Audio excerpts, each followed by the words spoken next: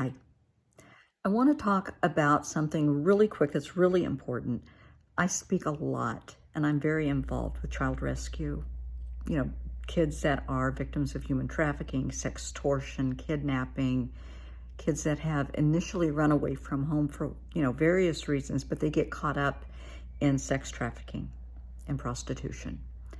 I want to make something really clear. When those kids are rescued, when we find them and we bring them home, honey, it's not like a fairy godmother jumps out with a magic wand and fairy dust.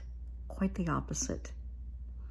We find kids, all ages, 6 years old. There was an infant that was found the other day. I mean, you would not believe the age, how young some of these kids are. So we get them. First thing, they have to go to a hospital. They need to be checked out because odds are they have a sexually transmitted disease. They're immunocompromised. They're malnourished. God only knows what physical diseases they have. Parasites.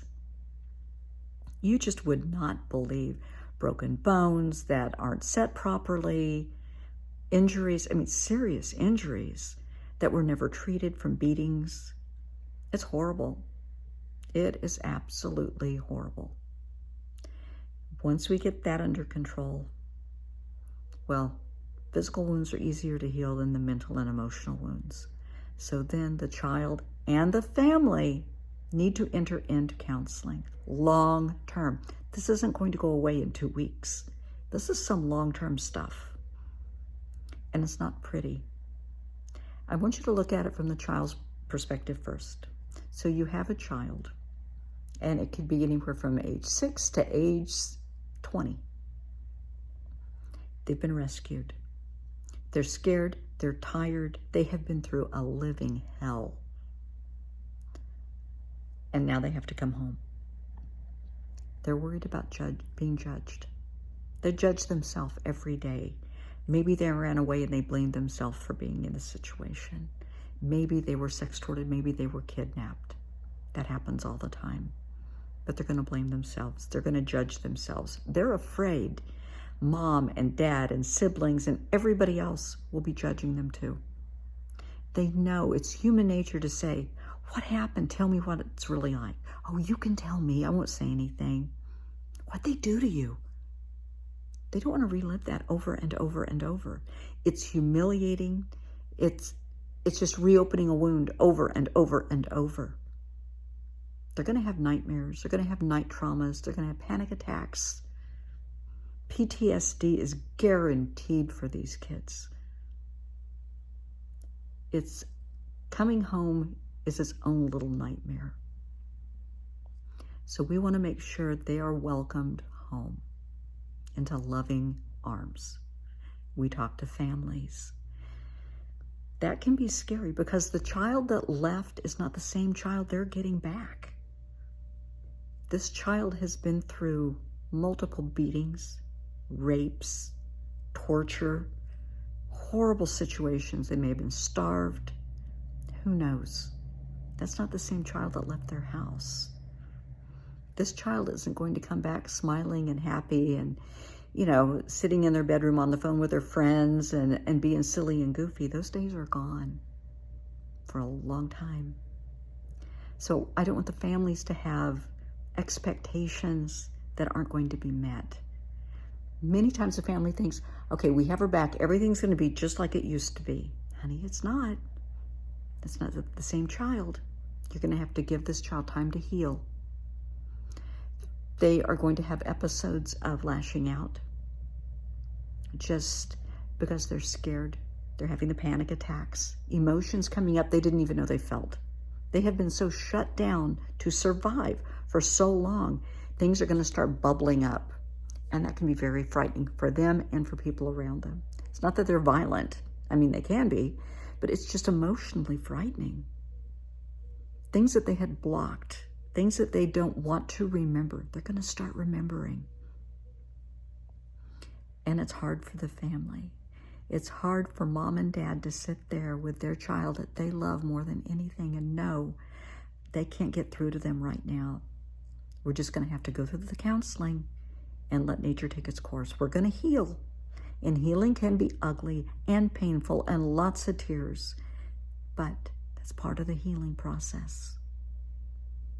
Friends for the kids, that's a sad topic. A lot of times, their friends may have kind of gotten them into this predicament. Friends that they went with when this all went down may be dead. They may have witnessed murders. They're not going to forgive themselves for a lot of things for a long time. And that's why they need the counseling. That's why they need a new set of friends. Don't try and force them to be someone they're not. They don't even know who they are anymore. So give them time, give them room, give them space to just be. Let them know there's food, there's a shower, there's a bed, there's love. And if you want to talk, we're going to listen. And if you don't want to talk, hey, we're still here. That's important. I just wanted to make sure everybody knew and understood when these kids come back, it's not a party. I mean, everybody's glad they're home and they're safe. They're going to be safer. But it's not a joyride, trust me. And unfortunately, there are families that don't want their children back. The kids got in a fight with the family, and I mean, we're talking kids 12, as young as 10 and 12 years old. You know, they get mad at mom and dad, and they storm off, and they run away, and the families say, fine, you want to make it on your own, you make it on your own. You're on your own. We want nothing to do with you. I know, you cannot imagine being like that with a child, but there are families that are that broken and dysfunctional and toxic. So those kids don't have a safe place to come home to. So we have to find one for them. They don't want to go back in. Some of the kids have been in the system. They don't want to go into the system. They don't want to go back into the system. So that has to be handled very, very gently and tenderly because they're very raw. And the last thing we want is for them to run again. So please keep this in mind. If you know a family that has gone through this, they will tell you that I'm right.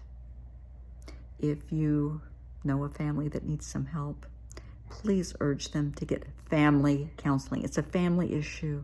The child that is affected, of course, is a victim, but honey, so is the whole family. That family are victims. And when it comes time for the perpetrators to go to jail, trial is not pleasant. It's really hard. And so there's a lot of people that will be there for them to love them and support them, but it's still scary. So encourage people to get counseling, individual and family. And there is light at the end of the tunnel. It's going to take some time, but they can heal from this. It's going to be okay.